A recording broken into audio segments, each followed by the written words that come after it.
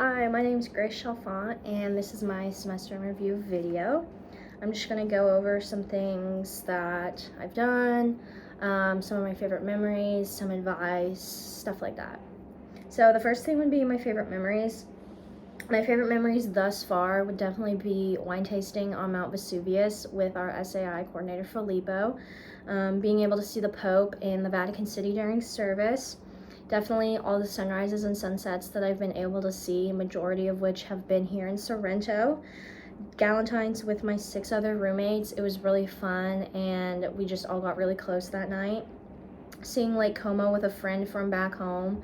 Lake Como was everything and more that I expected, and I definitely want to go back someday.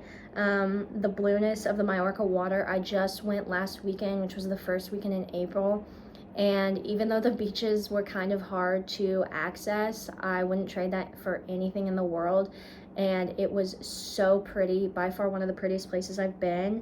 But the best thing that has happened thus far, creating the most memories and the most fun memories, I'd say, would be my boyfriend coming to visit me for a week and me being able to show him around Italy and going to all these cool new cities together and creating lifelong memories for us. And that kind of leads me into the places that I've been to. So the first are just the cities in Italy specifically. I've been to Rome, Vatican City, which, I mean, it's its own country, but Italy, the Lake Como area, so that's Bellagio, Menaggio, and Varenna, Pompeii, Naples, Positano, Capri, or the island of Capri, and then Capri and Capri, Milan, and yeah, that's it for those. And then outside of Italy, I've been to Barcelona and Mallorca, Spain, and then Geneva, Switzerland. And then in the next 5 weeks before I go home, I'm going to be hitting London, England, Lisbon, Portugal, Rhodes, Greece, Venice, Italy, and Zurich, Switzerland. And then just some advice or things that I'd wish I'd known. So the first couple are for Italy specifically. If you're taking a train in Italy, always have the actual charger that can go into the wall on you, because you are able to plug them into outlets on the trains, but also bring a portable charger with you. Always have your passport on you no matter where you're traveling, even if it's within your country, because authorities are allowed to stop you and ask for identification. This happened to my roommates and I when we were headed to Rome, and we had to text our SAI coordinator to see if this was a normal thing and if it was safe to do, and he said that we were completely safe and it was totally fine. Just give it to them, they'll scan it, and we'll be on our way. The next thing is the Circa Vesuviana, which is the train here, is kind of unreliable because of train strikes, and it's very inconvenient to know whether that's going to happen. It happened to me when the train wasn't running, and I completely missed my train in Napoli Centrale. It was a whole mess, so just be wary of that. But for the most part, it does run. It's just every so often. As well as the fact that it can take typically 15 additional minutes from what it says online for train times to get to where you're going. Typically, I'm going from Sorrento to Napoli Centrale, and it takes an hour 45, not an hour 30, so keep that in mind. Also bring a recyclable bag or tote bag with you. This is specifically helpful for when you're grocery shopping. They will charge you extra for plastic bags, so I use my tote bag as a way to not have to pay extra, and as a means of measuring or knowing how much food I'm going to be taking home with me, because if I can't fit it in that bag, I'm not going to take it with me. And they love to recycle, so be aware of that. They have a whole trash system, and it does take an adjustment period to get used to, but once you get it down, you've got it down, and it makes things a lot easier. And honestly, I love it more than how Americans do it, I'm not gonna lie. Now, this is advice for anyone studying abroad in general. I would say journal everything. I have a daily journal, and it's been great. I can put in my pictures and write down little mementos and things like that that I don't think I'm going to remember in 10, 15 years. So journal everything if you want to. I'm not even a journal person, but honestly, it's been very nice, and I will sometimes go back to days, months ago, weeks ago, and just see what I did.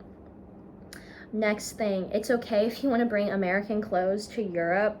They know that we're foreigners and tourists, so sometimes fitting in just isn't in the mood for the day, so be comfortable with what you're wearing. If that means wearing like a hoodie and sweatpants, then so be it. In the long run, they really do not care. Next thing, when you're taking out money, decline the exchange rate and you will save so much. I learned this the hard way. So for example, if you're taking out 200 euro, there are going to be ATM fees, and it's only like 2 to 5 euro. So it'll charge you the 200 euro that you're taking out and then the taxes, and it will exclude the exchange rate, which right now is 13%. So if you took out 200, it would charge you like 287 US dollars if you don't decline this. So keep that in mind, because you will save so much money in the long run. Also, don't jump the gun on planning trips. You want to get the most bang for your buck, and I know it's so tempting to buy the cheapest flight. I've been there, I've done that, but it's sometimes the worst times, so transportation in that destination may be hard, or even getting to the airport from where you're studying abroad may be hard. So definitely plan accordingly and really think things through before you do that. However, make the most of your time on the other side of that. You're never going to have an opportunity like this in your 20s ever again, to just live in a country for 4 months with really no responsibilities and all this free time. So definitely try and make the most of your time here, and don't be afraid to buy these tickets, because you will definitely not regret it. And that's one thing that I tell myself, is I don't want to go home with any regrets.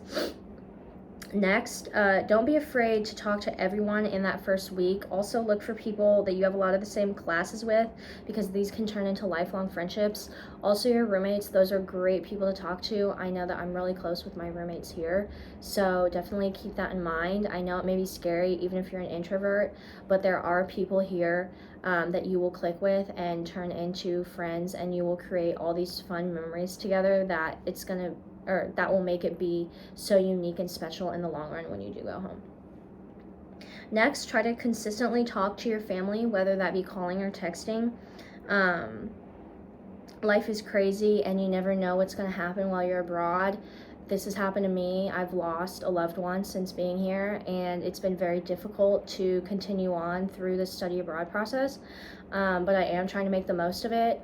However, that being said, I did text and call and send photos and videos and update my family a lot, because you definitely don't want to take for granted the people that sent you here in the first place and who are your biggest supporters back home.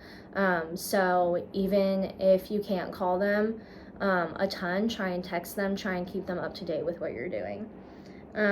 Next, whoever says traveling in in Europe is cheap is misleading. It's definitely cheaper than traveling in America, don't get me wrong, but it is not cheap like 20 euro round trip tickets like we were told. So just be wary of that, and you're going to want to budget a lot more, because it's typically going to be like 70 to 100 euro, and that's just for plane tickets. There's also train tickets, which can range from like 20 to 80 euro. What else is there? Train, plane. Oh, and then housing. That can range from anywhere depending on how many people you have and where you go. Next, you don't need to go crazy on the souvenirs. I personally came over with a list of people that I wanted to get things for, and I kind of came up with some ideas before I left, and I've been checking them off as I go, and they're all relatively small, because coming over here with one checked bag and one carry-on and then a personal item, having them being stuffed, I'm now having to go back with that, and I'm gonna have to buy another suitcase, not just because of the souvenirs, because of other stuff. But keep that in mind. You don't want like these big, elaborate, breakable, like non-perishable things to go home with you. And then last thing is bringing vacuum bags and using vacuum bags when you pack. These are an absolute lifesaver for maximizing your space when you're packing. I brought over extra for when I go home, because I know that I'm going to have more things to go home with than I came with. So yeah, these are my best friend. I love them.